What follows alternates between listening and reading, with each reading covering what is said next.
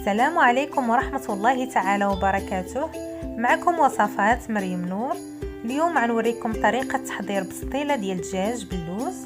المقادير كيف كتشوفوا، غنحتاجو 2 دجاجات مغسولين مزيان ومنقيين ومحيدين ليهم الجلده. خدينا الفخاض وخدينا الصدر ديال هذوك 2 دجاجات وحيدنا العناق والجنيوحات. كيلو ونص ديال البصله صغيره، انا خديت هاد الصغيره هذه، و8 ديال البيضات كبار. في البهارات غادي نحتاجو البزار والملح، كاس كبير ديال الزيت مخلطه زيت نباتيه وزيت الزيتون، كركم، سكنجبير، وعندنا قرفه غبره وعويدات، قزبور، والبابه ديال حامض مصير والثومه محكوكه. ندوزو لطريقه تحضير الدجاج بالتغميره. غادي ندير الدجاج كيف كتشوفوا، نقيته مزيان، محيده ليه كاع الشحيمات ديالو، حيدت له القشره وحاولت نقسمو لقطع صغيره باش يطيب لي دغيا، ما يشدش ليا الوقت كبير في الطياب.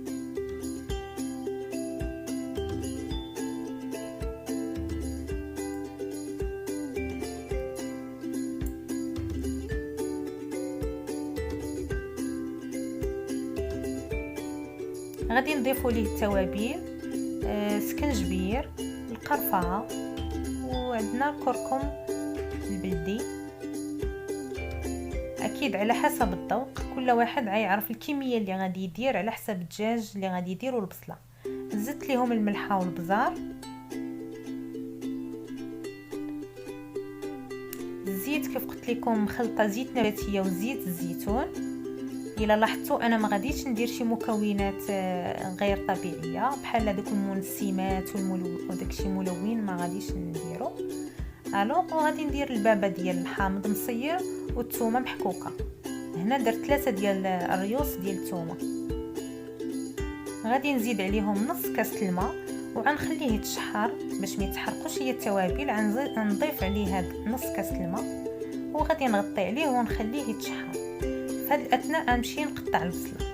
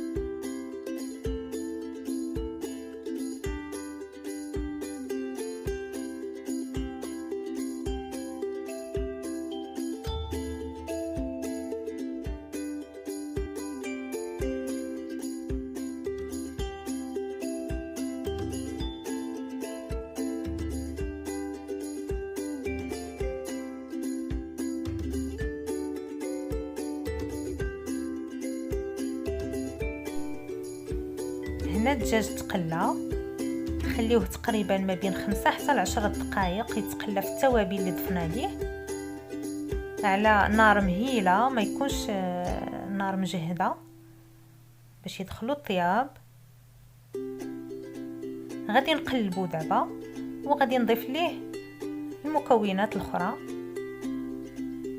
كان بالامكان ندير البصله هي الاولى وعاد الدجاج، ولكن ما غاديش يشرب هذيك التشرموله اللي درنا له او التوابل اللي زدنا ليه، فانا فضلت نقليه شويه مع الماء والتوابل وعاد نضيف ليه البصله، لان البصله تطلق الماء بزاف وما تخليش هو يستافد من هذوك البهارات ويدخلوا هذا الدجاج مزيان.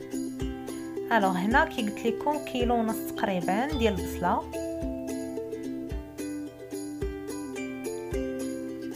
وغادي نضيف له قزبور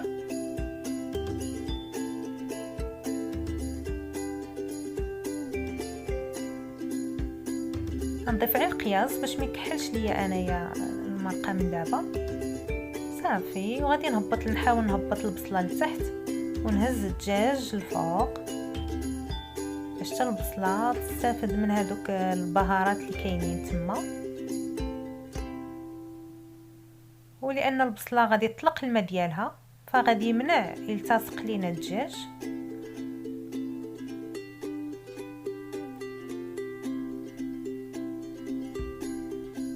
هنا ما غاديش نضيف الماء مازال نهائيا، فالدجاج غادي يطيب على نار مهيله وغادي يطيب في الماء اللي غادي يطلق البصله. الوغ من دابا ما نديرش لا ماء لا حتى حاجه، ونسدو عليه ونخليوه يطيب. كيف كتشوفوا البصله طلقات الماء كافي اللي غادي يخلي الدجاج يطيب فيه مزيان على نار مهيله. ما زدت انايا في العافيه دونك خليت النار مهيله صافي. غنغطي عليه ونخليه يطيب مزيان حتى يشرب الماء. غادي نحيدو الدجاج من بعد ما طاب، خليناه طاب على نار مهيله حتى الصدر ولا فتي، يعني يجي فتي في المضغه ما يكونش قاصح. غنحاول نصفيه من كاع المرق، ما نخليش فيه المرق. فاش غنزولو كامل غادي نحطو جانبا وغنخلي المرق فوق العافيه فوق النار باش يشرب كاع الماء اللي فيه وتبقى غير دغميره خاطره. يعني يبقى يبان لينا غير هذاك الزيت اللي كنا درنا في الاول، ما يبقاش يبان لينا الماء نهائيا. دونك شوفوا الطريقه دابا باش ندوزو للمرحله التاليه.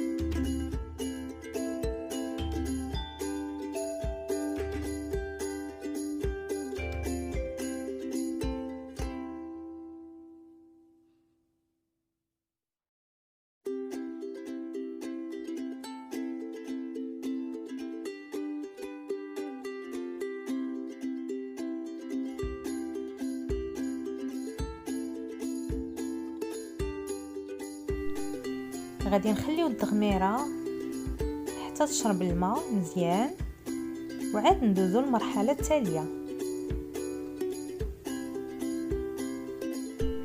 هنا التغميره شربات الماء كامل ولات خاطره.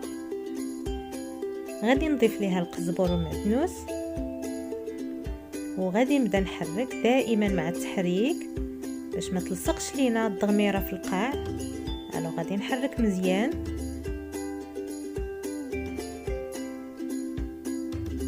غادي نضيف القزبر والمعدنوس كامل.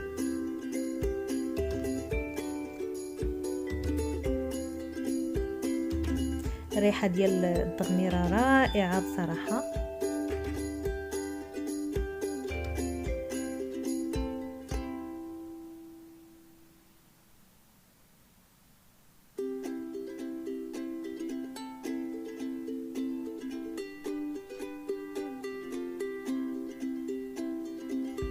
صافي غادي نحرك مزيان وغادي نبدا نضيف البيض ديالنا. احتاجيت في هاد الحشوه هذه 6 البيضات لان عينك ميزانك، وجوج بيضات الاخرين غادي نحتاجهم للمرحله التاليه.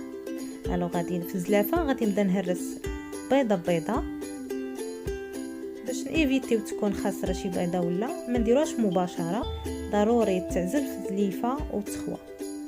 مع التحريك كتحركي مزيان باش ما يطيبش هذاك البيض بوحدو. كتحركي مزيان.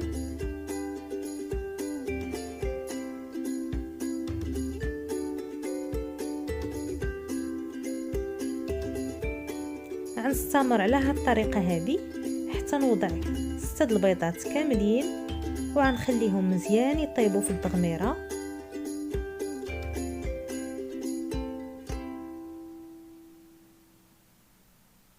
وندوزو للمرحله المواليه من الوصفه او طريقه تحضير بسطيله ديال الدجاج.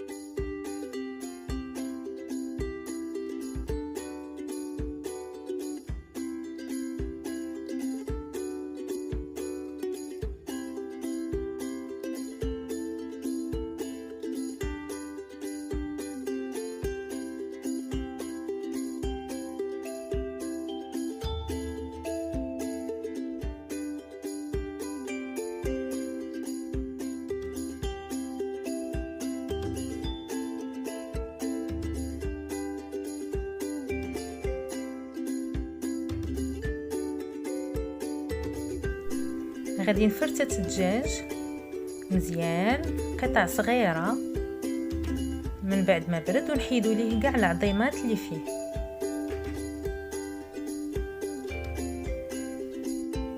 المرحله الثانيه ديال تحضير البسطيله غنحتاجو نص كيلو ديال اللوز، كيلو ديال ورقه بسطيله حجم صغير، غنحتاج القرفه، ما زهر، ومعلقه 3 معالق ديال سكر كلاصي، معاهم نص معلقه ديال مسكه حره مطحونه ومديوره تما مع سكر كلاصي، تطحنيها معاه باش ما كتلصقش. وندوزو لطريقه التحضير. غادي نضيف اللوز في الماء طايب مغلي من قبل، غادي نضيف اللوز كامل ونخليه مده ديال 5 حتى ل 10 دقائق باش يساعدنا على فسخ القشره من اللوز بطريقه سهله جدا. غادي نخليه مده ديال 5 دقائق ونتلاقاو.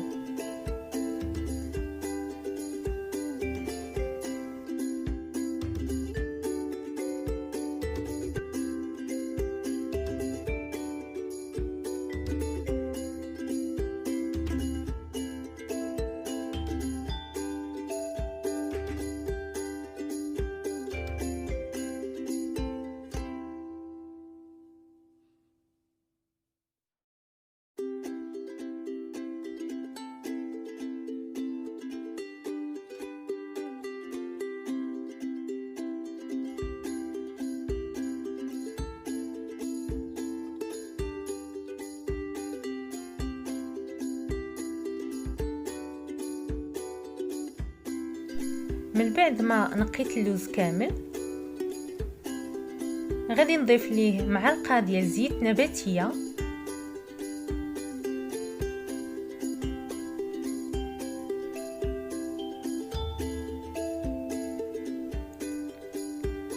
صافي، وغادي نحركو مزيان وغادي ندخلو للفرن درجه حراره 150 وغادي نخليه 5 حتى ل 10 دقائق بيان سور مع التحريك المستمر نشوفوه ياخذ اللون الذهبي وديك الساعه نخرجو.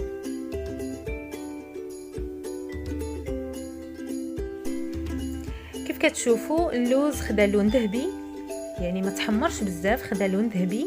انا كنفضل هاد الطريقه هذه ديال تحمار ديال اللوز اولا كاوكاو في الفران لانه صحيه، يعني بمعلقه ديال الزيت ما كيحتاجش الزيت بزاف.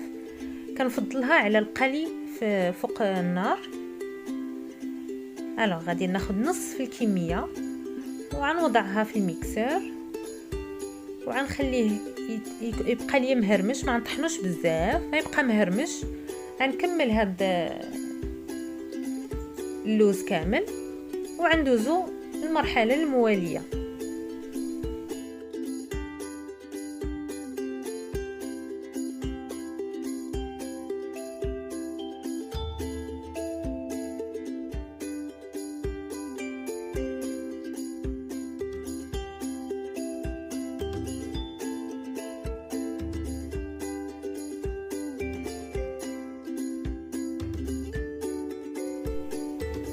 وريتكم هذه المرحله باش تعرفوا القياس اللي غتخليو فيه اللوز، يعني يكون مهرمش ما طحنتوش بزاف. غادي نستمر على هذه الطريقه هذه حتى نكمل الكميه كامله. وهنا غادي ندوزو للمرحله الاخيره من تحضير البسطيله ديال الدجاج باللوز.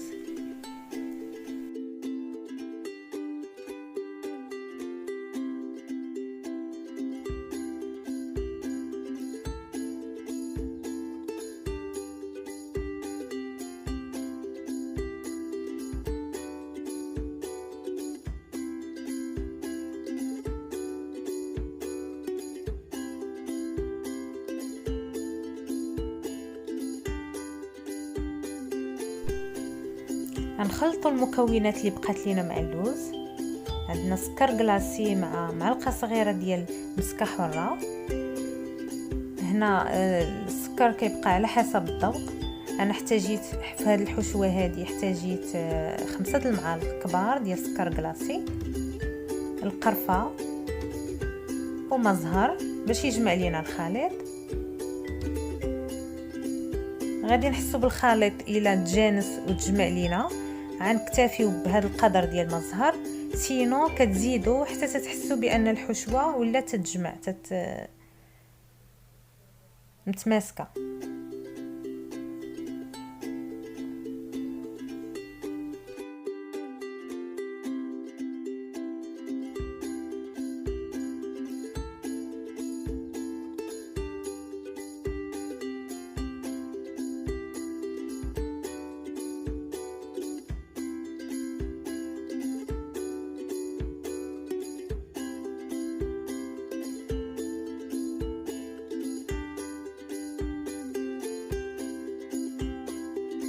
من بعد ما حضرت العناصر كامله ديال البسطيله، عندي الدغميره بالبيض وعقده ديال اللوز حتى هي، عندي الدجاج اللي فرتت وحيت منه كاع العظيمات، عندي الورقه ديال البسطيله، عندي القوالب اللي غنخدم بهم البسطيله، عندي صفر بيضه غادي نلصق به الوراق اولا الجوانب ديال البسطيله ديالنا والزيت.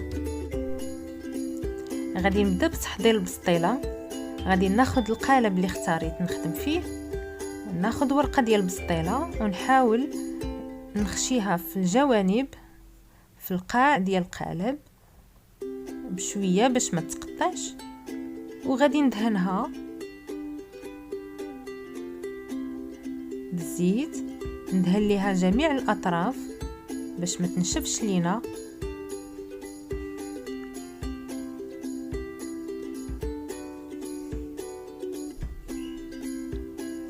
غادي نوضع الطبقه الاولى ديال الحشوه اللي هي الدغميره مع البيض، اول طبقه.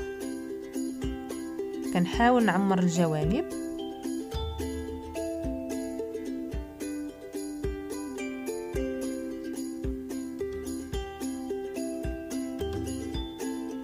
غادي ندير الطبقه الثانيه ديال الدجاج، كنحاول يكون مفرتت مزيان باش ما يجي في المضغه مزيان، يعني ما تجيش طريفات كبار.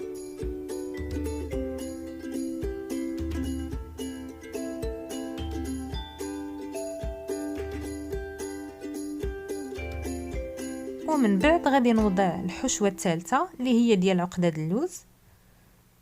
كنوضع القدر الكافي باش نحس بان مسطيله جات عامره مزيان.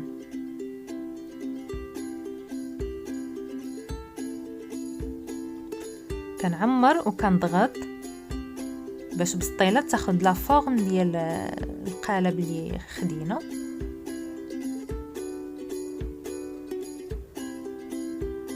ودابا غادي نبدا نسد جوانب ديال الورقه باستعمال اصفر البيض. غادي نضغط مزيان بالاصبع باش تثبت ليا ورقه ديال البسطيله، وكندير دي بلي الطيات تنطويها.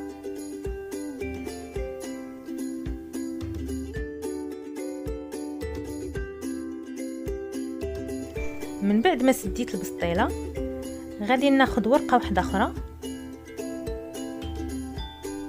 غادي ندهنها مزيان حتى هي بالزيت، وخصوصا الجوانب ديالها باش ما ينشفوش. غادي نوضع فيها بسطيله ونحاولوا تكون البارتي اللي فيها التنيات تكون لتحت، باش ما تجيش تنيه على تنيه. الوغ التنيات دابا غنديروهم الفوق وغادي نسدوها تاني بالبيض. الوغ غادي ندهن بالبيض، انا كنحاول ندير البيض مزيان، صفر البيض باش تسد ليا مزيان البسطيله. وضغطوا بالاصبع ديالكم وحاولوا التنيه تكون صغيره، لان لا كبرت التنيه ما كتجيش ما تتسدش مزيان، كتجي مشوهه. الوغ كي كتشوفوا التنيات يكونوا صغار كتحاولوا معاها بشويه بشويه حتى تتسد، كتطلع لكم بسطيله زوينه. غير هي حظوا من القضيه ديال هذوك جوانب ديال الورقه البسطيله، لان لا بقاو قاصحين تما ما كيبغيوش يتسدوا. الوغ بحال هنايا كانوا الجوانب ديال البسطيله نشفوا. الوغ حاول راه تسد لك بالصفر البيض صافي، كتضغطوا عليها وها هي بسطيله واجده. غندخلها للفران درجه حراره 150 حتى ل 180، غنخليها ربع ساعه ونخرجها.